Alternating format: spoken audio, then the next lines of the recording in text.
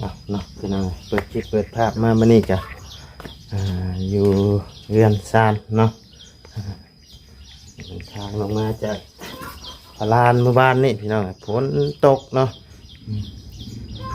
ทางลุงหนวดเพิ่นนอนอยู่พลานคือเก่าพี่น้องต้องมาไล่ลงมาเบิ่งให้เบิ่งหน้าก้อนพี่น้องก็เลยให้ลุงหนวดนอนอยู่พลานผู้เดียวเนาะกับพอดีว่าเมื่อนี้กะฮอดมือฮอดวันมือนัดหมายเนาะพี่น้องเลยวันที่เท่าไรแล้วมันนี่การยังไม่ได้ฮอดวันใดแล้วพี่น้องเลยวันที่1เนาะเปิดให้อันนั้นแต่ว่าเมื่อนี้วันที่30เบิ่งกันเท่าไรที่30วันที่30วันนี้พี่น้องแต่ว่าทั้งมาไล่กระสิไปก้อนพี่น้องเลยตอนมีเวลาเนาะไปสำระงวดเพื่อละพี่น้องถึงเวลาแล้วเนาะลงไปเซโนเพื่อละพี่น้องไปสำระงวดก่อน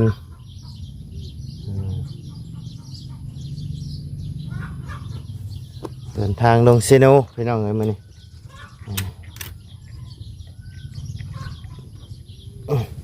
ใส่หมวกก่อนเดินทางลงไปเซโนพุ่นแหละเนาะพี่น้องเลยแต่กลับมากับอะไรกะน่าจะได้ขึ้นไปพลานพุ่นแหละเนาะพี่น้องเลยไปอัปเดตบ้านเฮือนซานของน้องพรให้พ่อแม่พี่น้องเราได้เบิ่งในชมกันก่อนเนาะพี่น้องเลย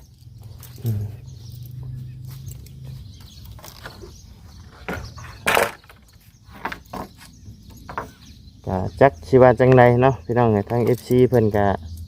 คอมเมนต์มาหลายเรื่องสีเฮือนสีซานของน้องพรเพิ่นเนาะกะฮู้พอฮู้อยู่เนาะพี่น้องแต่ว่าเฮ็ดจังได๋ซะมันชื่อมาผิดแหละเนาะพี่น้องเพราะว่าบ่ไล่ไปกะเห็นเพิ่นท่าเพิ่นหยังแหละเนาะ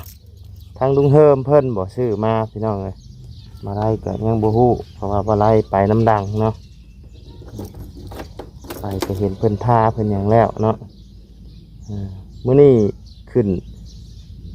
มงเนี่ยบ่หรือจังใดเนาะทางบ่ไล่ก็ยังบ่ได้โทรถาม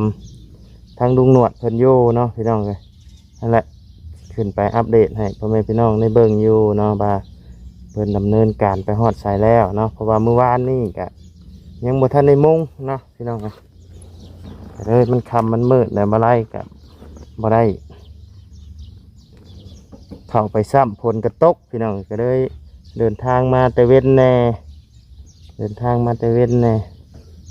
ฝนมันตกพี่น้องการเดินทางมันลำบากช่วงฝนเช้าตกก็เลยต้องออกมาก่อนเนาะโอเคไปสักพี่น้องเดียวพุ่นละไปเซโนพุ่นละไปสำระนวดก่อนเนาะมาแต่หน้าพี่น้องเมื่อกี้นี่กันเนาะมาแต่หน้านี่ก็ได้พนักงานอยู่3 คนเนาะมีป้าเหี้ยอะไรกันป้าไอ้นั่นเพิ่นไปซอยเนาะแถวน้ำ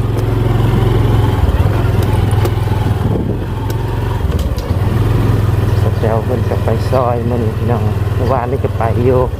แต่ว่าผัวเพิ่นอยู่เอาลูกบ่สบายน้ำแน่เนาะโทรมาหาว่าไรว่าบ่สบายเนาะมีแต่ทางสแตลขึ้นไปเนาะมีแต่ทางสแตลขึ้นไป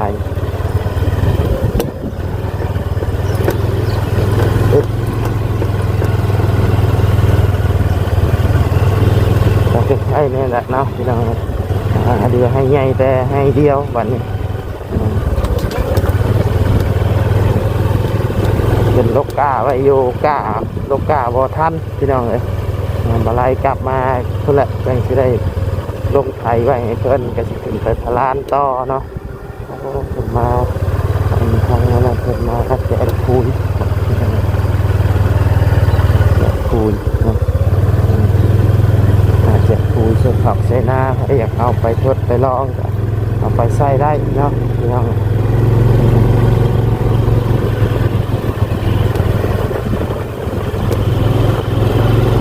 ลองเก็บใส่เอาไปใส่เนาะ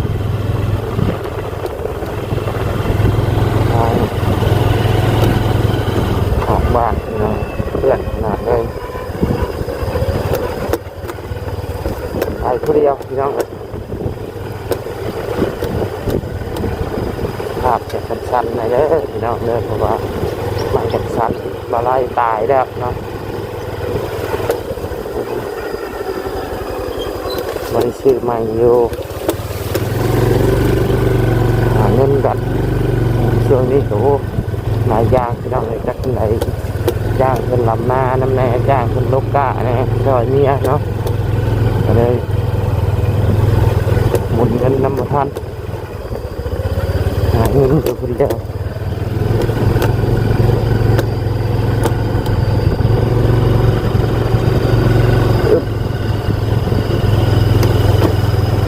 ไปน้องเดี๋ยวผมเจอกันอยู่เซโน่คนแหละเนาะถ้ามีโอกาสทำอะไรแวะไปหาทาง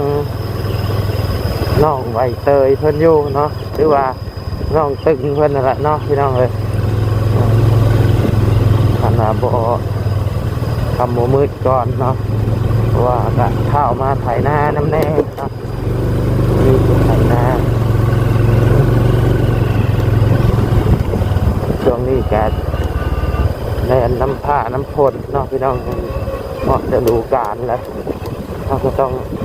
เฮ็ดบ่ถึกย่ามกะ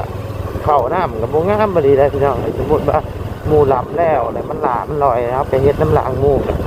เขากับบ่งามบ่แตกก็ใส่ปุ๋ยจังไดก็คือเก่าแต่เราเฮ็ดบ่ถ่วงบ่ทันตามฤดูกาลนะ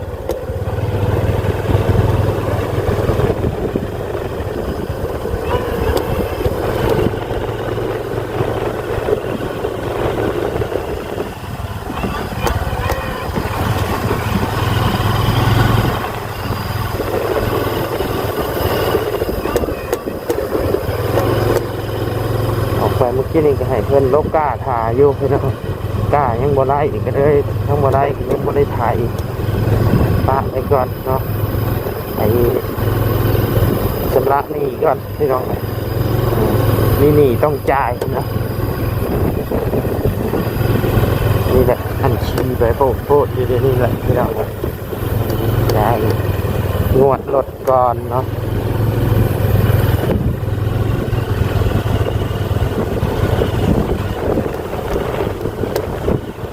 จะได้สองงวดนี้พี่น้องเลยทั้งหมดมีอยู่4 งวดนะ4 งวดละ2,348,000 กีบนะ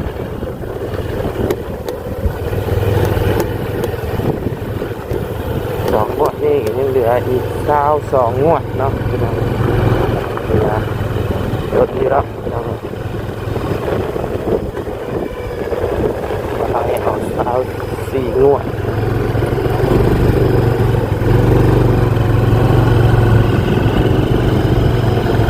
ผมเติมน้ำมันครับน้ำมัน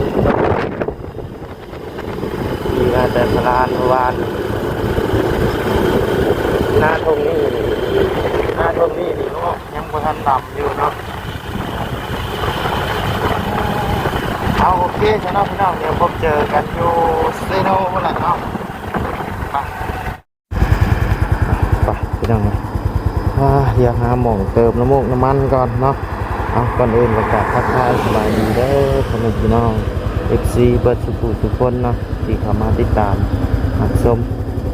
ให้กำลังใจทางช่องบ่ไลเนาะตัวชื่อน้องช่องบ่ไลคือเก่าเนาะพี่น้องไปหาหม่องเติมน้ำมันกันน้ำมันเบิดแล้วพี่น้อง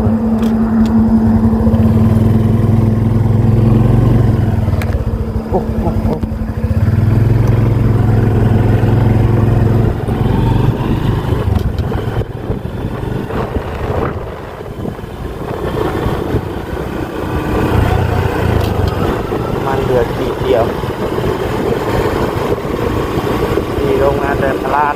ได้มือขึ้นอยู่เนาะพี่น้องนะไอ้ขึ้นกลับไปกลับมาอยู่ได้เติมคือว่าประหยัดอยู่เนาะพี่น้องเลยไปเดี๋ยวหาหมอกเติมน้ำมันก่อนพี่น้องเลย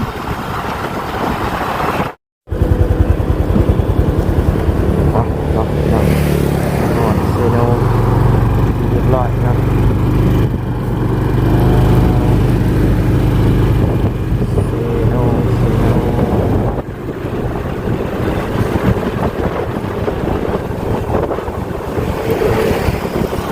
ด้านเดียวห้องตรวจเตือนพอใส่กระจกกระจกอะไรมันลอยมันลบมันนั่นมันลอยอะไรเลยเอาออกนะ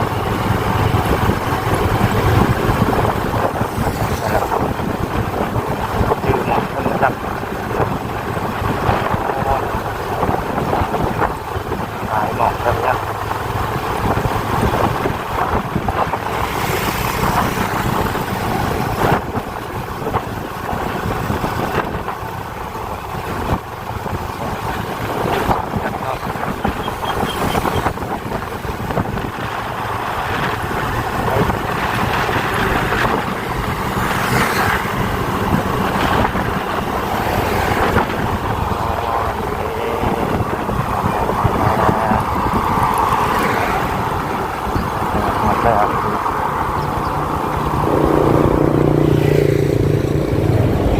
ชัด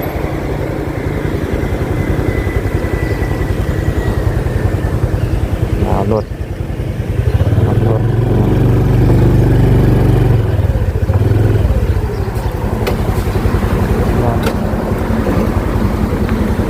ก่อนสำลักข้างรถเปิดจันทร์ถึงเสาร์เนาะเอาโอเคซะเนาะพี่น้องเดียวกันทางบ่อไร่เข้าไปจ่ายหนวดรถก่อนแป๊บหนึ่งพี่น้องเลยเสร็จเรียบร้อยพี่น้องเลยงวดที่หนึ่งงวดที่สองรอด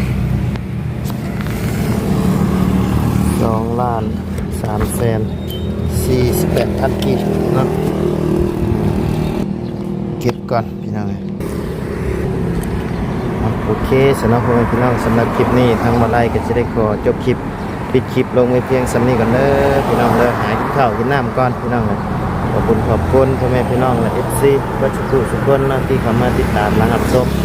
ช่องบ่อไร่เนาะสำหรับคลิปนี้ก็ล่ำลาเลยเด้อพี่น้องเด้อสบายดี